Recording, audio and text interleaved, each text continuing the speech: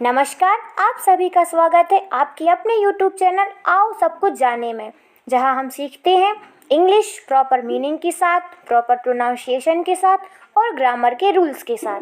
तो चलिए आज की कहानी शुरू करते हैं और सीखते हैं मज़े मज़े में इंग्लिश। कहानी का टाइटल है रिवॉर्ड ऑफ गेटकीपर। रिवॉर्ड का मतलब होता है इनाम, फॉर यहाँ पर प्रीपोजिशन है जिसका मतलब होता है के लिए, और गेट कीपर मतलब पहरेदार या द्वारपाल। तो द्वारपाल के लिए इनाम। It was a dark night. It was a dark night. Dark का मतलब होता है अंधेरी, नाइट का मतलब रात, वॉज मतलब था। सिंगुलर नाउन के साथ वॉज का यूज़ किया जाता है, एक वचन के साथ वॉज का यूज़ किया जाता है, वॉज पास्ट में यूज़ किया जाता है। मतलब एक अंधेरी रात थी या यह अंधेरी रात थी। एंड मतलब और। Was raining heavily. वॉज मतलब था और आईएनजी है साथ में, मतलब पास्ट कंटिन्यूअस टेंस का ये वाक्य है। मतलब वर्षा हो रही थी। रेन मतलब वर्षा होना, आईएनजी लगा है तो वॉज रेनिंग वर्षा हो रही थी, हैवीली बहुत ज़ोर से। तो यह अंधेरी काली रात थी और बहुत ज़ोर से वर्षा हो रही थी। एंड और there were strange noises from everywhere. मतलब हर तरफ से अजीब सी आवाज़ें आ रही थी। नॉइसेस मतलब आवाज़ें, स्ट्रेंज अजीब, फ्रॉम एवरीवेयर हर कहीं से, एवरीवेयर मतलब हर कहीं से। और एक और शब्द होता है एनीवेयर मतलब कहीं भी। तो एवरीवेयर, एनीवेयर। और देयर ये यहाँ पे मैं कई बार बता चुकी हूँ कि ये डमी सब्जेक्ट है, क्योंकि जब एवरीवेयर लगा है तो देयर का क्या यूज़ है। तो जब कोई सब्जेक्ट नहीं होता है तो हम वहाँ पर देयर का यूज़ कर देते हैं एज अ डमी सब्जेक्ट। ये इंट्रोडक्टरी वर्ड है। तो हर तरफ से अजीब सी आवाज़ें आ रही थी। And voice of the morning of jackals could be heard. Voice मतलब होता है आवाज़ें, ऑफ द मॉर्निंग मतलब रोने की, कराहने की। तो रोने की और कराहने की आवाज़ें आ रही थी किसकी? जैकाल्स मतलब गीदड़ या सयारों की। कुड बी हर्ड मतलब सुनी जा सकती थी। तो रोने या कराहने की आवाज़ें किसकी? सियार और गीदड़ों की सुनी जा सकती थी। Could plus B plus V3 ये पैसिव वॉइस का सेंटेंस है। सेंटेंस दो प्रकार के होते हैं, एक एक्टिव वॉइस, एक पैसिव वॉइस। एक्टिव वॉइस में ये होता है कि जो सब्जेक्ट होता है मतलब काम करने वाला होता है वो डायरेक्टली काम करता है, जैसे सीता खाना खाती है। और पैसिव वॉइस में डायरेक्ट काम ना होकर इनडायरेक्टली काम कराया जाता है, जैसे खाना सीता के द्वारा खाया जाता है। पहले सेंटेंस में सीता पर फोकस किया गया था, जबकि दूसरे सेंटेंस में खाने पर फोकस किया गया है। ये दो प्रकार के सेंटेंस होते हैं। तो यहाँ कुड बी हियर्ड मतलब आवाज़ें सुनी जा सकती थी। ऑल्दो यद्यपि there was a bad atmosphere. यद्यपि वहाँ था बैड एटमोसफियर मतलब बुरा वातावरण था, चारों ओर बुरा माहौल था। बैड मतलब बुरा, वॉज मतलब था। ए यहाँ पर आर्टिकल है, आर्टिकल 3 होते हैं, A and the. King Vikramaditya did not fear a bit. यहाँ पर क्या यूज़ हुआ है? Did not. तो सब्जेक्ट जो कि विक्रमादित्य हैं, डिड नॉट ये नेगेटिव सेंटेंस में पास्ट सिंपल में यूज़ होता है। तो पास्ट सिंपल का स्ट्रक्चर क्या होता है? Subject plus did plus not plus object. तो ये सिंपल प्रेजेंट का नेगेटिव का स्ट्रक्चर होता है। तो विक्रमादित्य बिल्कुल नहीं डरे। अ बिट मतलब क्षण भर के लिए भी, अंशतः भी नहीं डरे। ही क्लाइम्ड द ट्री वे पेड़ पर चढ़ गए। क्लाइम मतलब चढ़ना, ईडी लगा है मतलब सिंपल प्रेजेंट, अफर्मेटिव सेंटेंस है ये।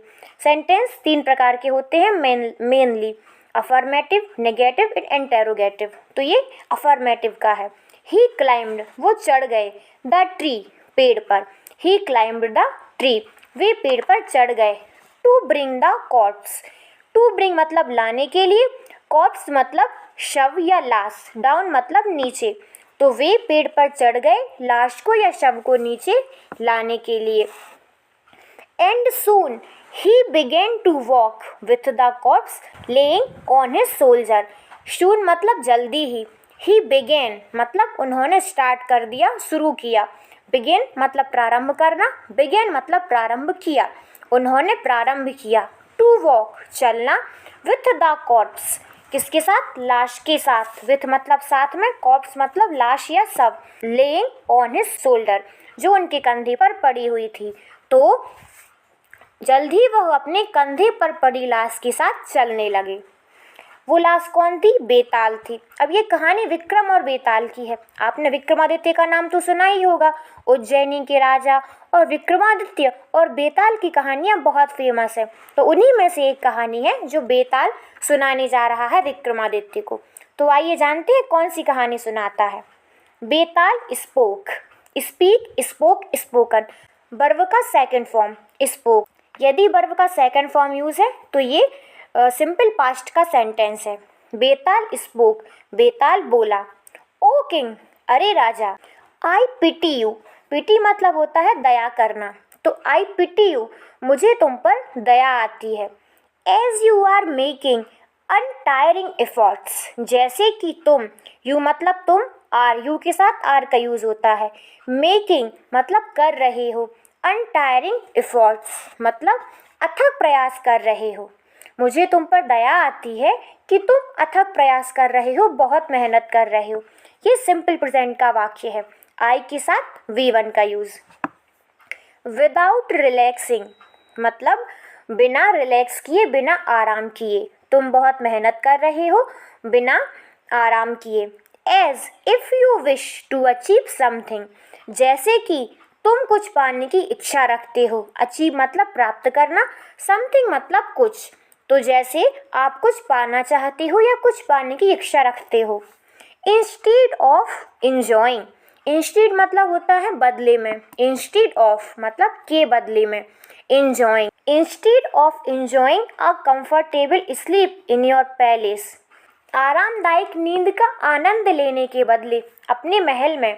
You are still coming after me, तुम अब तक मेरे पीछे आ रहे हो। यू आर, ये लिखा है यू आर और ING मतलब प्रेजेंट कंटिन्यूअस का ये वाक्य है। प्रेजेंट कंटिन्यूअस का स्ट्रक्चर क्या होता है, AMR प्लस V1 और ING। यहाँ पर ये लिखा you are still coming after me, तुम अभी तक मेरे पीछे आ रहे हो, मतलब कि तुम्हें अपने पैलेस में आराम करना चाहिए, अच्छे से सोना चाहिए, अच्छी नींद का आनंद लेना चाहिए, लेकिन तुम एक कॉर्प्स के पीछे भाग रहे हो। क्या चाहते हो, क्या तुम्हारी कोई इच्छा है, वो ऐसा कह रहा है। किंग डिडंट स्पीक एनीथिंग, ये लिखा है डिडंट मतलब डिड नॉट, वही सिंपल पास्ट का स्ट्रक्चर नेगेटिव वाला। किंग डिडंट स्पीक एनीथिंग, राजा कुछ नहीं बोला।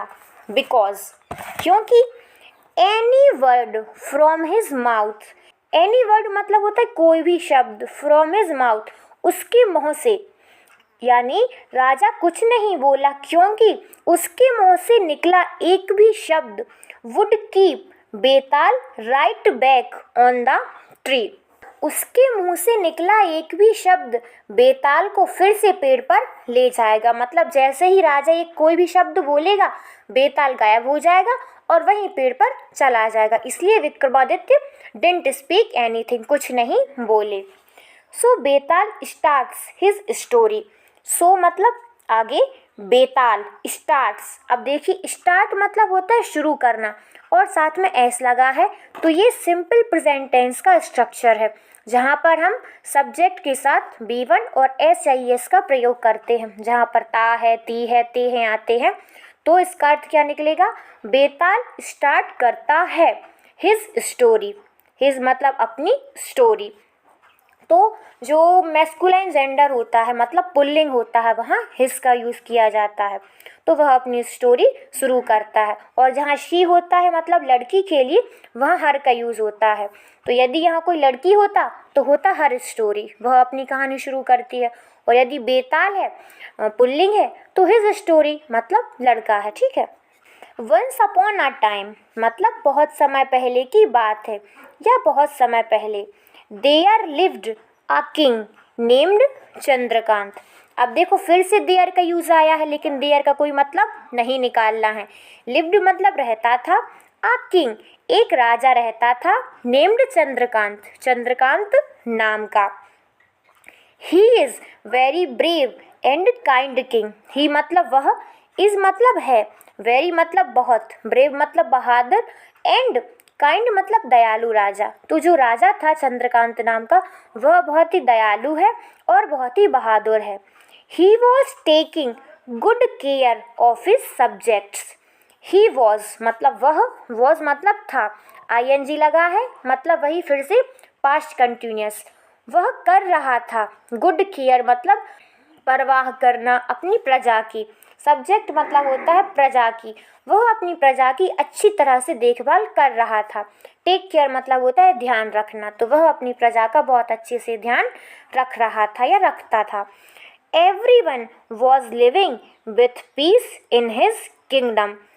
Everyone मतलब हर कोई, was मतलब था, living मतलब रहना, live मतलब रहना, और ING लगा है तो रह रहा था, मतलब हर कोई रह रहा था। With peace मतलब शांति के साथ, in his kingdom उसके राज्य में, तो सभी लोग उसके राज्य में शांति से रह रहे थे। Once a guard came to him. एक बार, वंस मतलब एक बार, आ गार्ड एक गार्ड, केम टू हिम उसके पास आया। कम केम कम, केम सेकेंड फॉर्म है, यहाँ पर सिंपल पास्ट का ये सेंटेंस है। तो एक बार एक गार्ड उसके पास आया। केम टू हिम का मतलब होता है किसी के पास आना, केम टू हिम मतलब आया। एंड टोल्ड हिम और उनसे कहा, टोल्ड हिम, टोल्ड मतलब कहा, दैट कि हुजूर you must alert your soldiers. Hazur you must, must एक मॉडल वर्ब है जिसका मतलब होता है मैंडेटरी, मतलब कोई काम करना ही करना है। मस्ट का मतलब होता है चाहिए और शुड का मतलब भी होता है चाहिए, दोनों मॉडल हैं।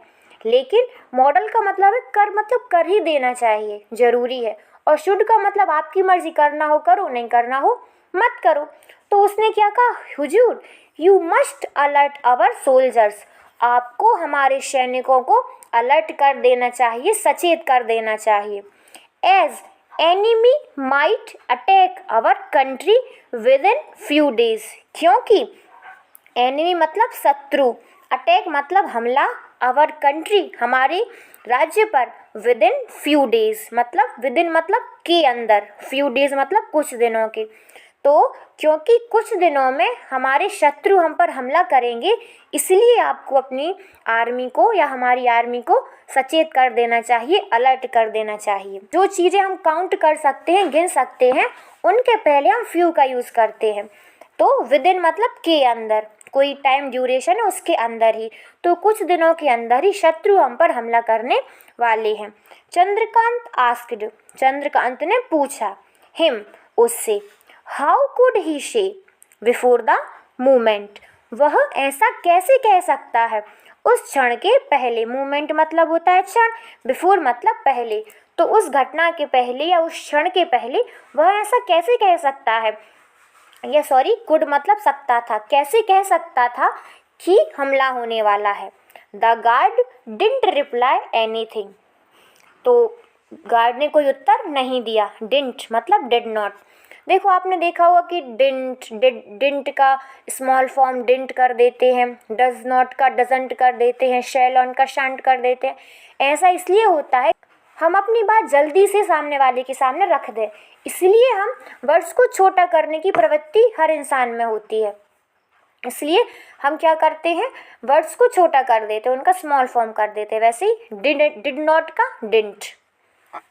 तो गार्ड डिडंट रिप्लाई एनीथिंग मतलब गार्ड ने कुछ उत्तर नहीं दिया। रिप्लाई मतलब होता है उत्तर देना, एनीथिंग मतलब कुछ भी, तो गार्ड ने कुछ भी उत्तर नहीं दिया।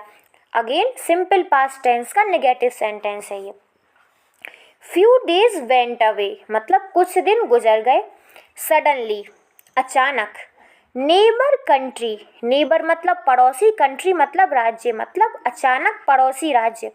अटैक्ड, अटैक मतलब होता है हमला करना, और ईडी लगा है मतलब पास्ट में जाएगा। तो suddenly neighbour country attacked Chandrakanta's kingdom, तो अचानक से पड़ोसी राज्य ने हमला कर दिया चंद्रकांत के राज्य पर। But as his soldiers were alert, लेकिन उसके सोल्जर्स उसके सिपाही अलर्ट थे। दे फॉट ब्रेवली, उन्होंने लड़ाई की बहादुरी से। एंड डिफीट मतलब हराना, द अपोनेंट, और अपने विरोधियों को हरा दिया। Chandrakant remembered the advice of the guard, Chandrakant को याद आई, ईडी लगा है, अगेन सिंपल पास्ट का वाक्य है, अफर्मेटिव मतलब सामान्य वाला, सकारात्मक। चंद्रकांत रिमेम्बर्ड, चंद्रकांत ने याद किया, the advice of the guard, guard की सलाह को। आफ्टर फिनिशिंग वॉर मतलब आफ्टर मतलब बाद में, फिनिशिंग मतलब खत्म होना, तो वॉर मतलब युद्ध, तो युद्ध खत्म होने के बाद में ही came back to the palace, वह महल में वापस आया। कब मतलब आना, और केम पास्ट है, सेकंड फॉर्म में वर्ब का, बैक मतलब वापस, तो राजा वापस आया कहाँ, पैलेस, अपने महल में। He was relaxing on his bed, वह अपने बेड पर रिलैक्स कर रहा था, अपने बिस्तर पर। एट द नाइट, रात में। आपने कहीं कहीं देखा होगा एट नाइट, कहीं कहीं लिखा देखा होगा इन द नाइट, कहीं लिखा होगा टू नाइट, तो आप कंफ्यूज हो जाते होंगे कि कहाँ किस चीज़ का यूज़ होता है। और वैसे भी जब इन द मॉर्निंग का यूज़ होता है, इन द आफ्टरनून का यूज़ होता है, इन द इवनिंग का यूज़ होता है, तो यहाँ पर इन द नाइट का यूज़ क्यों नहीं है। तो ऐसा होता है कि जो एट द नाइट है, तो एट द नाइट का मतलब होता है कोई भी रैंडम नाइट, जैसे कि वी स्लीप एट नाइट, हम रात में सोते हैं, मतलब एक जनरल सी बात है कि सभी रातों में हम सोते ही हैं, मतलब जो रात है वो सामान्य सी है। और इन द नाइट का मतलब होता है स्पेशल नाइट, जैसे मैं कहूँ आई सा a thief in the night, तो मैं चोर को रोज तो थोड़ी देखती हूँ, मैंने चोर एक रात में देखा, उस स्पेशल रात में, तो मैंने कहा इन द नाइट। और टू नाइट का मतलब होता है आज की रात, मतलब जैसे कि मैं कहूँ कि मैं आज की रात बाहर जाने वाली हूँ, तो टू नाइट। तो समझ में आया at night, in the night और एट नाइट का क्या मतलब है। He decided to give good reward to the guard next day, he decided मतलब उसने निर्णय किया, टू गिव देने का, गुड मतलब अच्छा, रिवॉर्ड मतलब इनाम, टू द गार्ड गार्ड को, नेक्स्ट डे अगले दिन, तो उसने उस गार्ड को एक अच्छा इनाम देने का विचार किया अगले दिन। Next day he called the guard, अगले दिन उसने, कॉल्ड मतलब बुलाना, अ गार्ड उस गार्ड को बुलाया। Guard came very happily to receive his reward, guard आया बहुत खुशी से, वेरी मतलब बहुत, हैप्पीली मतलब खुशी से, तो गार्ड बहुत खुशी से आया, टू रिसीव मतलब पाने के लिए, हिज रिवॉर्ड अपना रिवॉर्ड, अपना इनाम पाने के लिए गार्ड खुशी खुशी आया। King gave him 1000 gold coins, तो राजा ने उसे दिए 1000 सोने के सिक्के। एंड आस्क्ड और पूछा, हिम उससे, तो राजा ने उसे 1000 सोने के सिक्के दिए और उससे पूछा, how you got an idea enemies were going to attack on our kingdom, तो राजा ने पूछा कि तुम्हें कैसे ये आइडिया आया कि जो शत्रु हैं हमारे राज्य पर आक्रमण करने वाले हैं या करने जा रहे थे। वर गोइंग टू का मतलब होता है करने जा रहे थे, कोई काम करने वाले थे, तो तुम्हें आइडिया कैसे लगा कि जो शत्रु हैं, जो हमारे एनिमीज़ हैं, वो हम पर हमला करने वाले हैं। अब देखो एनिमीज प्लूरल नंबर है, मतलब बहुवचन है, इसलिए यहाँ पर वर का यूज़ आया है। यदि यहाँ पर एनिमी होता मतलब वाय लगा होता, एक वचन होता, तो वॉज का यूज़ किया जाता। गार्ड रिप्लाइड, गार्ड ने रिप्लाई किया, sir I can see future, sir I can मतलब मैं सकता हूँ, सी मतलब देखना, फ्यूचर मतलब भविष्य, मैं फ्यूचर देख सकता हूँ। Things which are going to happen, sir I can see future things, sir महाराज मैं फ्यूचर में होने वाली चीज़ों को देख सकता हूँ। फ्यूचर थिंग्स मतलब भविष्य में होने वाली चीज़ों को देख सकता हूँ। Which are going to happen जो कि होने वाली हैं, आर गोइंग टू हैपन मतलब जो घटित होने वाली हैं। इन माई ड्रीम्स मैं अपने सपनों में, तो सर उस गार्ड ने क्या कहा कि सर मैं अपने सपनों में भविष्य में होने वाली घटनाओं को देख सकता हूँ। दैट नाइट उस रात, while doing my duty मतलब अपनी ड्यूटी करने के दौरान। एट नाइट उस रात में, क्योंकि ड्यूटी तो वो हर रात करता है इसलिए क्या आया है at night. I had a dream मैंने एक सपना देखा।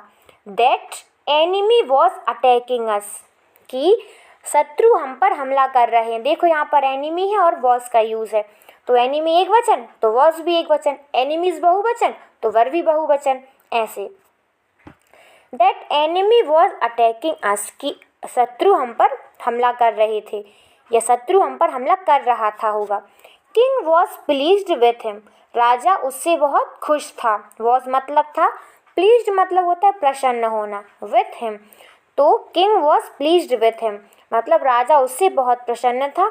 ही गैव हिम 1000 गोल्ड कॉइन्स उसने उसे दिया 1000 सोने के सिक्के। राजा ने गार्ड को 1000 सोने के सिक्के दिए। बट सडनली ही सेड लेकिन अचानक उन्होंने कहा। ही मतलब उन्होंने, सेड मतलब कहा। ही मतलब वह होता है, लेकिन जब पास्ट में जाएगा तो वह का उन्होंने या उसने हो जाता है। चूँकि वहाँ पर राजा है इसलिए हम थोड़ा सम्मानजनक शब्द का यूज़ करेंगे उन्होंने। लेकिन उन्होंने अचानक ही कहा। You have done good work तुमने अच्छा काम किया है। हैव का यूज़ हम करते हैं परफेक्ट प्रेजेंट टेंस। जो हैव है वह परफेक्ट प्रेजेंट टेंस की हेल्पिंग वर्ब है, मतलब चुका है, चुकी है, दिया है, लिया है। और डन V3 है मतलब वर्ब का थर्ड फॉर्म। तो जहाँ पर हैव प्लस V3 का यूज़ होता है वहाँ पर प्रेजेंट परफेक्ट टेंस होता है। तो you have done good work तुमने अच्छा काम किया है या तुम अच्छा काम कर चुके हो।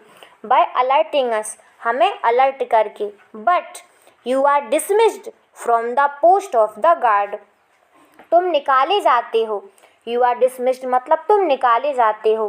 From the post of the guard guard की पोस्ट से। People were surprised bye Kings decision लोग आश्चर्यचकित थे। बाय किंग्स डिसीजन मतलब राजा के निर्णय से। अब ये जो ऊपर अल्पविराम जैसा कुछ दिखता है उसे कहते हैं अपॉस्ट्रोफी एस, जिसका मतलब होता है राजा का। तो राजा का डिसीजन, तो लोग राजा का डिसीजन या राजा का निर्णय सुनकर आश्चर्यचकित थे। But no one had a dare to ask him लेकिन नो वन मतलब किसी का, नो वन मतलब किसी का, हैड अ डेयर मतलब साहस होना, तो किसी का भी साहस नहीं था। टू आस्क पूछने का, हिम मतलब उनसे, तो किसी का भी साहस नहीं था कि उनसे पूछें। वाई मतलब क्यों, क्योंकि गार्ड ने तो अच्छा काम किया है कि उन्हें बताया है कि हम पर हमला होने वाला है और राजा उसे आप निकाल रहे हैं, ऐसा क्यों। तो किसी का डेयर नहीं था मतलब किसी का साहस नहीं था, किसी में इतनी हिम्मत नहीं थी। बट द गार्ड सेड लेकिन गार्ड ने कहा। यस सर हाँ हुजूर I must be punished and went away हाँ महाराज मुझे पनिश किया जाना चाहिए। ये भी मॉडल प्लस बी मतलब मस्ट प्लस बी मतलब पैसिव में जाएगा, मतलब मुझे सज़ा मिलनी चाहिए, मुझे सज़ा दी जानी चाहिए। एंड वेंट अवे और चला गया। बेताल स्टॉप्स, अब यहाँ पर बेताल आ जाता है, उसने अपनी कहानी कंप्लीट कर दी है। अब बेताल रुक जाता है। एस लगा, स्टॉप मतलब होता है रुकना, और एस लगा है मतलब सिंपल प्रेजेंट टेंस, तो बेताल रुकता है। एंड आस्क्स और पूछता है। King Vikram asks this question, राजा विक्रम से पूछता है। Why king dismissed guard even if he helped him to win against the enemy. Why मतलब क्यों, किंग मतलब राजा ने, डिसमिस्ड मतलब निकाला, गार्ड मतलब गार्ड को, तो राजा ने गार्ड को क्यों निकाल दिया, डिसमिस कर दिया। इवन क्योंकि, इफ़ ही हेल्प्ड क्योंकि उसने मदद की थी, हिम उनकी, टू विन जीतने के लिए, अगेंस्ट विरुद्ध, एनिमी मतलब शत्रु, मतलब शत्रुओं के विरुद्ध जीतने में गार्ड ने उसकी मदद की थी, तो राजा ने उसे क्यों निकाल दिया गार्ड की नौकरी से। विक्रम रिप्लाइज, अब फिर से रिप्लाई की स्पेलिंग क्या होती है REPLY, लेकिन जब हम इसको V1 के साथ S या ES लगाते हैं तो REPLIES हो जाता है। इसका मतलब होता है रिप्लाई करता है, ता है, ती है, ते हैं। तो विक्रम प्रत्युत्तर करता है या रिप्लाई देता है with a lot of thought, मतलब अ लॉट ऑफ मतलब बहुत ज़्यादा सोचने के बाद। तो विक्रमादित्य सोचने के बाद आंसर करता है, Betal, duty of guard is to take care of palace gate. कहता है बेताल कि गार्ड की ड्यूटी है, टेक केयर मतलब ध्यान रखना, ऑफ पैलेस गेट मतलब गार्ड की ड्यूटी है कि वह पैलेस के गेट का ध्यान रखे। एज गार्ड सेड, जैसा कि गार्ड ने कहा। ही सेड उसने कहा। He had a dream during the duty, कि उसे सपना आया था ड्यूटी के दौरान, जब वो अपनी ड्यूटी पर था उसे सपना आया था। किंग गॉट द आइडिया, तो किंग ने ये सोच लिया, राजा ने ये सोचा। He was sleeping at the gate, मतलब कि ही वॉज स्लीपिंग, वह सो रहा था गेट पर। तो जैसे ही उसने कहा कि मुझे ड्यूटी के दौरान सपना आया था, मतलब वह ड्यूटी के दौरान सो रहा था। तो he was sleeping at the gate मतलब वह गेट पर सो रहा था। ऑल्दो यद्यपि उसने राजा की सहायता की, टू विन जीतने के लिए, अगेंस्ट एनिमी शत्रुओं के विरुद्ध जीतने में राजा की मदद की। किसने? गार्ड ने। But he forget to do his duty, लेकिन वह अपनी ड्यूटी करना भूल गया। फॉरगेट मतलब भूलना और फॉरगॉट मतलब भूल गया, और थर्ड फॉर्म क्या होता है? फॉरगॉटन, जो V3 में यूज़ होता है परफेक्ट में। तो वह अपनी ड्यूटी करना भूल गया। सो किंग, इसलिए राजा ने, डिसमिस्ड निकाल दिया, हिम उसे, इसलिए राजा ने उसे ड्यूटी से निकाल दिया। From the post of the guard मतलब गार्ड के पोस्ट से उसे हटा दिया। As soon as Vikram had finished his answer, जैसे ही विक्रम ने अपना आंसर फिनिश किया, बेताल डिसअपियर्ड, बेताल अदृश्य हो गया। बैक टू द ट्री, अपने पेड़ पर, मतलब ये शर्त रहती थी कि जैसे ही विक्रम कुछ बोलेगा वह अदृश्य हो जाएगा, और वो कहता था कि यदि नहीं बोलेगा तो सिर के टुकड़े टुकड़े कर देगा या सिर के टुकड़े टुकड़े हो जाएंगे। तो उसे बोलना पड़ा, और जैसे ही उसने बोला बेताल फिर से चला गया। अब विक्रमादित्य फिर से जाएंगे, बेताल को लेकर आएंगे, और हम फिर से अपनी नई कहानी लेकर आएंगे। यदि आपको ये वीडियो पसंद आया हो तो चैनल को लाइक करें, सब्सक्राइब करें, और होमवर्क में आपको कमेंट में लिखना है जो नए मीनिंग्स आप सीखते हैं, जो ग्रामर के रूल्स आप सीखते हैं। और यदि आपको उसमें कोई कमी लगती है या कोई कुछ प्रॉब्लम्स दिखती हैं, क्योंकि वीडियो बनाने में बहुत मेहनत आती है, तो आप मुझे कमेंट करके बेहिचक बता सकते हैं। आपने बहुत ध्यान से सुना, उसके लिए थैंक्स फॉर वॉचिंग। मिलते हैं नेक्स्ट वीडियो में।